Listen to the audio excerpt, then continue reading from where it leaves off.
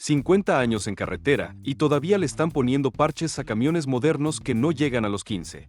Un 1114 con el capó abierto en un taller de tierra dice más que cualquier catálogo.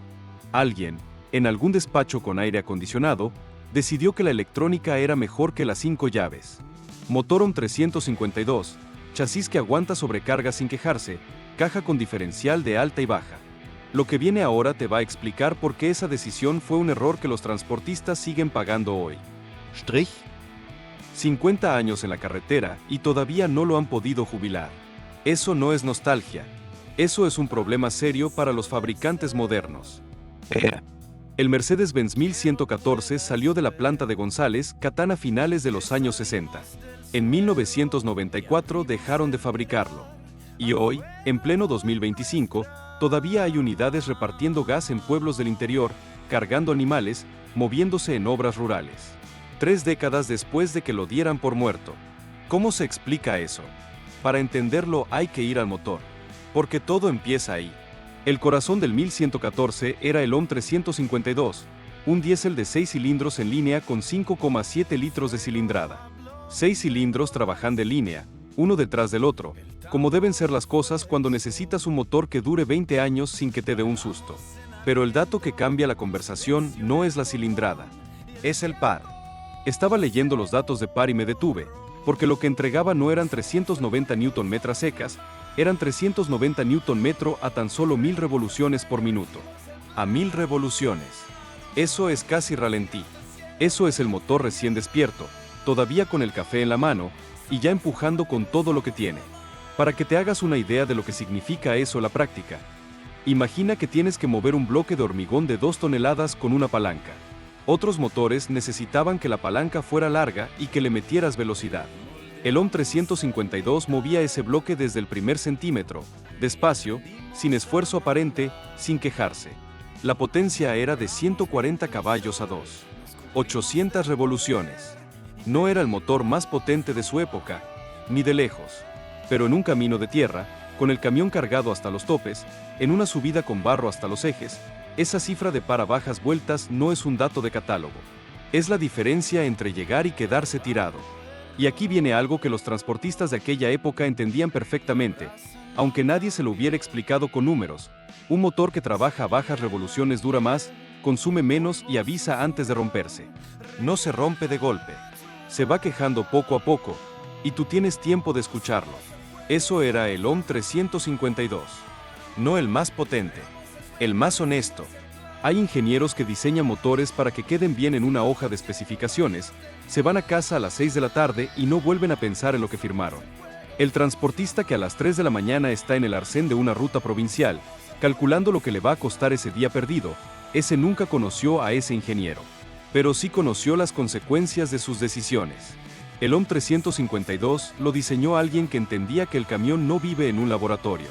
La caja de cambios seguía la misma filosofía. 5 velocidades en los modelos base, 6 en las versiones más avanzadas, con toma de fuerza hidráulica disponible en algunas configuraciones. Y diferencial de alta y baja, lo que convertía al 1114 en una máquina que podía meterse donde otros no se atrevían.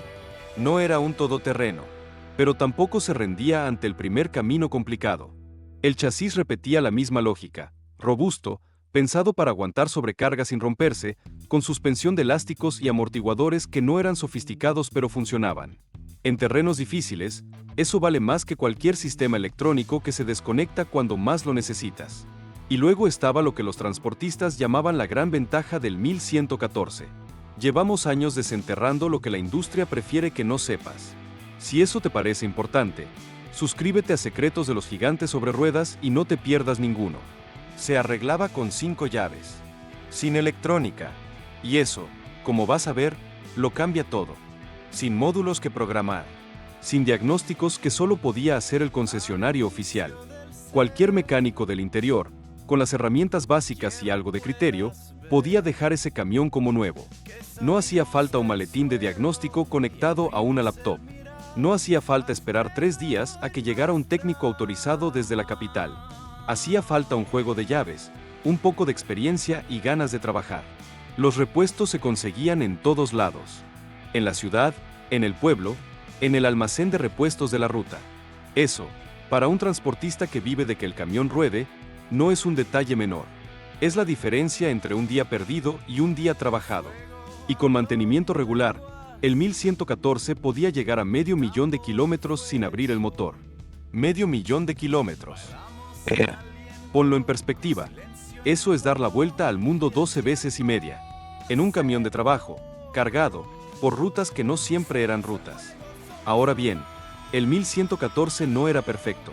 Y hay que decirlo sin anestesia. Los primeros modelos no tenían dirección hidráulica. Girar el volante con el camión cargado a baja velocidad era una pelea. Una pelea que el conductor perdía en cada maniobra, en cada calle estrecha, en cada carga y descarga. ¿Cuántos conductores terminaron la jornada con los hombros destrozados después de 8 horas de maniobras en un mercado de abasto, girando ese volante como si estuvieran moviendo una roca? Piénsalo un momento antes de seguir. Recién en 1978 empezaron a salir versiones con dirección asistida. 9 años después del lanzamiento. 9 años en los que los conductores se ganaron la vida a fuerza de brazos, literalmente. Y eso no fue un olvido de ingeniería. Fue una decisión de costos. El que firmó esa decisión lo hizo sentado en una silla con ruedas, en un edificio con aire acondicionado, sin haber pasado un solo turno completo detrás de ese volante con 12 toneladas encima. Los frenos tampoco ayudaban en los modelos más antiguos. Hidráulicos, con carga pesada, en una bajada larga. Eso no era un sistema de frenado, era una negociación. El freno de aire llegó en los años 80, y fue un cambio real. Pero llegó tarde para muchos. La velocidad máxima rondaba los 90 km por hora. No, espera, en las versiones con relación de transmisión larga para ruta llegaba a 95. 5 kilómetros más que no cambian el mundo, pero que en una ruta larga y plana hacían diferencia al final del día. El consumo no era bajo. Y la cabina era lo que era, corta, ruidosa, con vibraciones que a las 8 horas de ruta te habían dejado sin espalda. No había amortiguación acústica. No había asiento neumático. Había un conductor y un volante y kilómetros por delante. Pero los conductores los seguían eligiendo, porque sabían que no los iba a dejar tirados. Esa confianza no se compra en un folleto. Se gana kilómetro a kilómetro. Y esa confianza es exactamente lo que explica la versatilidad que tuvo el 1114 a lo largo de su vida. Cisterna, volcador, camión de ganado, transporte escolar, grúa, autobomba, versiones militares. El chasis aguantaba todo porque estaba pensado para aguantar todo, no para verse bien en una feria de maquinaria. Fue la base del famoso colectivo 1114 que durante los años 70 y 80 transportó generaciones de argentinos por Buenos Aires y otras ciudades. Y ahí está la pregunta que te queda dando vueltas. ¿Cuántos de los camiones que se fabrican hoy van a estar haciendo ese trabajo dentro de 40 años? Esos colectivos no eran solo transporte, eran arte rodante. El fileteado porteño, las bocinas cromadas, las cortinas de flecos, las luces de colores en cada esquina de la carrocería. Un 1114 bien vestido por un carrocero de Buenos Aires era algo que no se olvidaba. Y la gente no lo olvidó. Hoy todavía se organizan exposiciones donde los dueños sacan esas máquinas a la calle con el mismo orgullo con el que otros sacan un auto clásico de competición. Aparecieron en películas, en series. En La Casa de Papel usaron uno como parte del botín de un atraco de ficción. Un camión argentino de los años 60, cruzando fronteras culturales décadas después de que los expertos lo hubieran dado por obsoleto. Y eso no fue marketing. Nadie lo planeó. Pasó porque el camión era tan real, tan presente en la memoria de la gente, que se coló solo en la cultura popular. Eso no le pasa a una máquina que solo cumplió su función y desapareció. Le pasa a una que dejó huella. Pero la industria tiene sus propios ritmos, y no siempre coinciden con los de la gente que trabaja en la carretera. En los años 90 llegaron las nuevas normativas. Emisiones, seguridad activa, aerodinámica, frenos ABS, motores con gestión electrónica. Algunas de esas exigencias tenían sentido. Otras eran papel sobre papel, requisitos diseñados para mercados europeos con infraestructura europea, trasladados sin matices a realidades completamente distintas. Mercedes-Benz modernizó su línea y el 1114, con su arquitectura de los 60, comenzó a quedar fuera de los estándares. Lo fueron reemplazando con modelos como el L1218, y en 1994 cerraron la producción definitivamente. 30 años fabricando el mismo camión. Y lo cerraron con un formulario. Alguien tomó esa decisión mirando columnas de números en una hoja de cálculo, en un despacho con el aire acondicionado puesto, sin haber pisado nunca un taller de verdad, sin saber lo que pesa una caja de cambios cuando la sacas a pulso, sin haber esperado nunca que amaneciera para que el mecánico del pueblo abriera y te sacara del apuro. Firmó. Y se fue a comer. Y en el interior de Argentina, en los pueblos donde ese camión era la única herramienta de trabajo disponible, donde el transportista lo reparaba él mismo porque no había concesionario oficial a menos de 200 kilómetros, nadie les preguntó nada. Porque la normativa no distingue. No distingue entre un operador europeo con taller propio, garantía extendida y recambios en 48 horas, y un hombre en la Ruta 7 que necesita un camión que pueda abrir con una llave inglesa y volver a cerrar sin un ordenador de diagnóstico. Esa diferencia la pagó el transportista. Como siempre. Y hay algo más que vale la pena entender sobre este camión, porque el 1114 no tuvo una sola cara. En Argentina se fabricó con cabina con trompa, el diseño clásico, con el motor delante del conductor, el morro largo, la silueta que todo el mundo reconoce. Pero en otros mercados, en África y en algunos países de Europa, se ofreció una versión Cabo Verde, con la cabina montada directamente sobre el motor. Esa configuración recortaba el radio de giro, mejoraba la maniobrabilidad en espacios reducidos y aprovechaba mejor la longitud total del vehículo para carga útil. En entornos urbanos o en rutas con restricciones de longitud, eso marcaba la diferencia entre entrar o no entrar, entre cargar o no cargar. El mismo motor, el mismo chasis. Dos filosofías de carrocería distintas, adaptadas a lo que cada mercado necesitaba de verdad. Eso no es un camión que se vendió donde pudo. Eso es un diseño que tenía suficiente inteligencia estructural para adaptarse sin perder lo que lo hacía funcionar.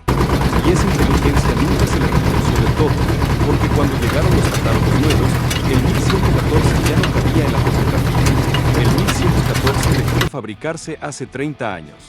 Y sigue trabajando. No lo explica la nostalgia. Lo explica que estaba bien hecho desde el principio, pensado para el mundo real y no para pasar una homologación y jubilarse en un concesionario. ¿Tú llegaste a subir a uno? ¿Lo manejaste cargado, en una ruta de tierra, con el sol pegando de frente en esa cabina sin aislamiento? Cuéntalo abajo. Porque hay cosas de ese camión que solo saben los que lo vivieron desde el asiento del conductor, y eso no lo recoge ningún manual técnico. Lo que acabas de ver no sale en los folletos del fabricante. Únete a Secretos de los Gigantes sobre Ruedas, suscríbete, y la próxima vez que veas uno de estos en la carretera vas a mirarlo diferente. Strich. El 1114 no es una excepción. Es un ejemplo de algo que se repite una y otra vez en esta industria. El camión que aguanta 50 años en la carretera mientras el que lo reemplazó ya está desguazado. Pasa con otras marcas. Pasa con otras décadas. Siempre el mismo patrón. Alguien en una oficina decide que lo que funciona ya no es suficientemente moderno, y lo que viene después dura lo que dura una garantía. Lo que cambia es quién lo sabe y quién no. Y aquí está la pregunta que me quedo pensando. ¿Cuántos camiones conoces tú que sigan trabajando con 30 o 40 años encima, no por falta de alternativa, sino porque simplemente nadie ha encontrado nada mejor para ese trabajo? Escríbelo abajo. Me interesa saber qué modelos te vienen a la cabeza. Cuando la ingeniería se hace con honestidad, no necesita que nadie la defienda. El tiempo lo hace solo.